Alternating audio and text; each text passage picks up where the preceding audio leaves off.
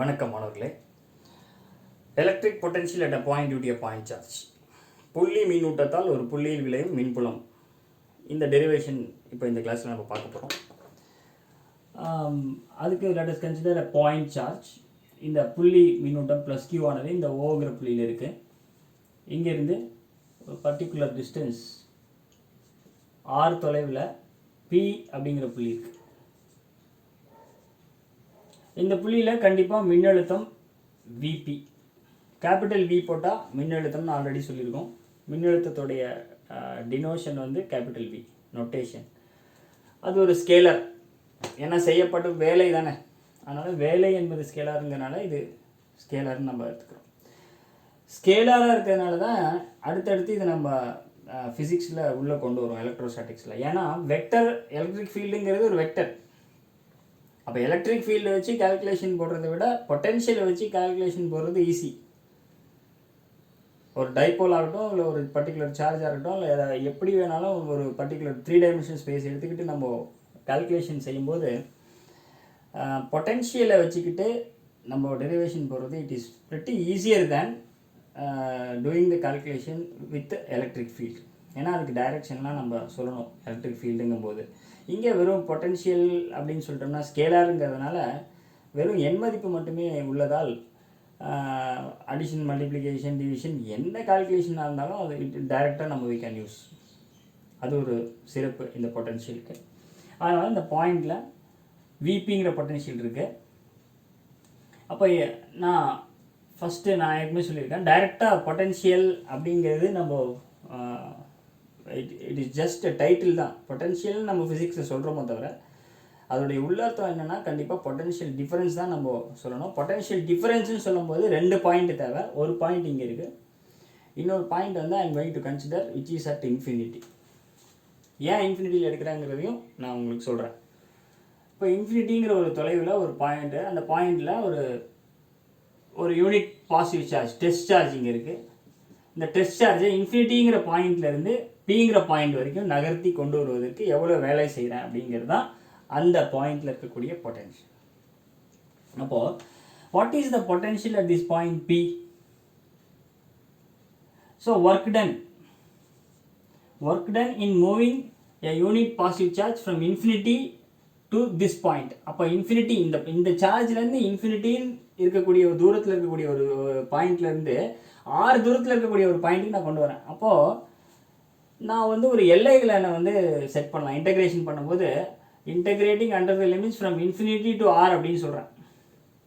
ஏன் இன்டகிரேஷன் பண்ண போகிறோம் அப்படின்னா, இப்போ இன்ஃபினிட்டிங்கிற பாயிண்ட் வந்து நம்ம கால்குலேஷனில் எங்கேன்னு எடுத்துக்கிறது. So it is considers very small distance. அப்போ எனி 2 பாயிண்ட்ஸ்க்கு இடையில உள்ள பொட்டன்ஷியல் டிஃபரன்ஸுங்கிறது நம்ம கண்டிப்பாக அந்த 2 பாயிண்ட்டுமே ஃபீல்டுக்குள்ளே இருக்க மாதிரி நம்ம சூஸ் பண்ணணும். அப்போ டிடபிள்யூ அவ்வளோ சின்ன 2 சிறிய தொலைவில் இருக்கக்கூடிய அந்த டிஸ்டன்ஸ்லேருந்து ஒரு பாயிண்ட்டுக்கு நவுத்திட்டு வரதுக்கு செய்யக்கூடிய வேலை சின்னதாக தான் இருக்கும். அதனால் d W that is equal to force into displacement d r. அப்போ இது 2 வெக்டர். இப்போது இந்த எஃப் வந்து என்னவா மாறும்னு சொன்னோம், ஈயா மாறும்னு சொன்னோம். ஆனால் ஏன்னா F is equal to QE. இந்த கியூங்கிறது ஓரளவு நேர் மின்னூட்டமாக இருந்தால் எஃப் இஸ் ஈக்குவல் டு ஈயா மாறிடும்.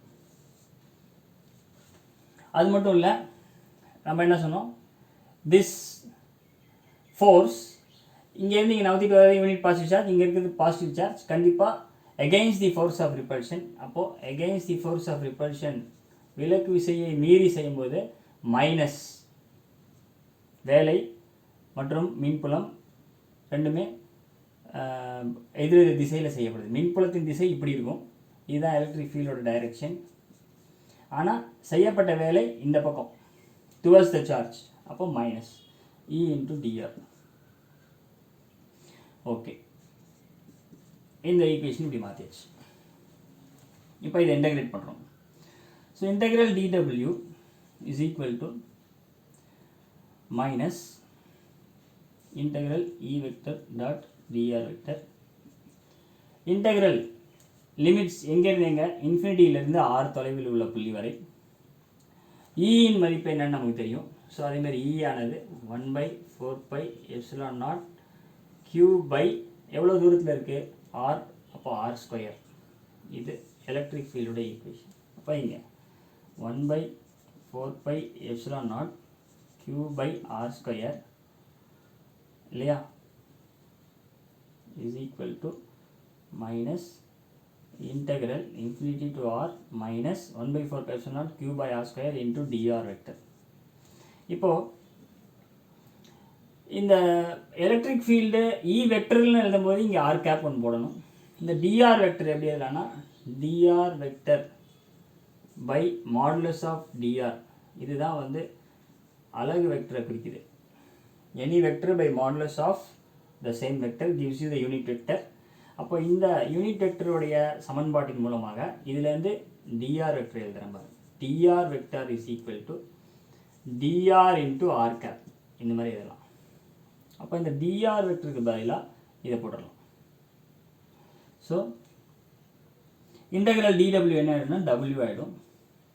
மைனஸ் இருக்குது, வெளியில் எடுத்துடுறேன். இதில் மாறிலிகள் யாருன்னா இந்த சார்ஜ் மாறாது. q/4πε0 மாறிலி. ε0 ஏன் போடுறோம் இந்த இடத்துலன்னா, இந்த இரண்டு சார்ஜ் நான் நவுத்திட்டு வர சார்ஜுக்கும் இங்கே இருக்க சார்ஜுக்கும் இடைப்பட்ட ஊடகம் வந்து காற்று ஊடகம். ஸோ ஏர் மீடியம் இருக்கிறதுனால, நடுவில் காற்று ஊடகம் இருக்கிறதுனால இங்கே ε0 போடப்போம். ε0 இன்ட்டு இன்டெக்ரல் இங்கே ஆர், இந்த டிஆருக்கு பதிலாக நான் போட்டேன்னா 1/r square r cap into டிஆர்னு வரும். ஸோ ஆர் டாட் ஆர் என்ன ஆகிடும்னா 1, r dot r is equal to 1. நமக்கு தெரியும் r dot r is equal to 1. அப்போ இது 1 ஆகிடும். Minus q/4πε0 integral limits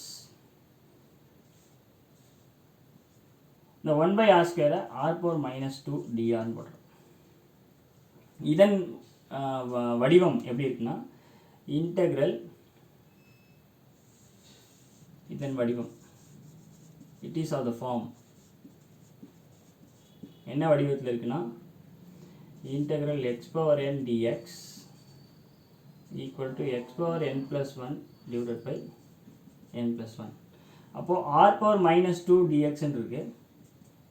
minus q/4πε0 இதை இன்டெகிரேட் பண்ணும்போது r⁻1/-1 வரும். ஏன்னா -2 + 1 -1 ஆகிடும். லிமிட்ஸ் வந்து r அப்பர் லிமிட்டு, இது லோயர் லிமிட் இன்ஃபினிட்டி. இதை மைனஸ் q/4πε0 மைனஸ் r⁻−1 -1ன்னு இருக்குது பாருங்கள். r⁻−1 டிவைடட் பை -1 அது எப்படி எழுதலாம்னா மைனஸ் r⁻−1ன்னு எழுதிடலாம். அப்பர் லிமிட் 6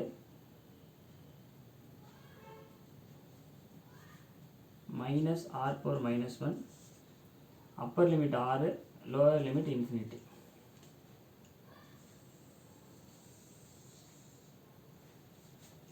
இப்போ மைனஸ் q/4πε0 மைனஸ் மைனஸ் இருக்குது, ப்ளஸ் ஆகிடும். இந்த r⁻−1 1/r எழுதிடலாம். Upper limit lower limit that is equal to q/4πε0 into formula என்ன, upper limit minus lower limit 1/r minus 1/∞. Anything by infinity என்ன ஆகிடும்னா 0 ஆகிடும். ஸோ இது நமக்கு தெரியும்.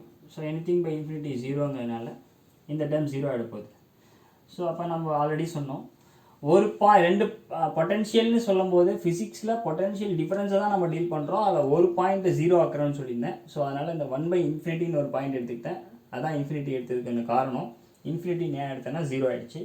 ஸோ மீதி என்ன இருக்குன்னா q/4πε0 1/r இருக்கு.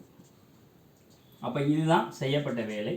இந்த வேலை தான் பொட்டென்ஷியலாக இருக்குது அந்த புள்ளியில். ஸோ விபிங்கிற புள்ளியில் எவ்வளோ பொட்டென்ஷியல் இருக்குன்னா q/4πε0 r இதுதான். ஸோ இவ்வளோ வோல்ட் இருக்குது, ஸோ மெனி வோல்ட் அப்படிங்கிறது தான் இந்த பர்டிகுலர் பாயிண்டில் இந்த பாயிண்ட் சார்ஜினால் உருவான மின்னழுத்தம். தேங்க்யூ.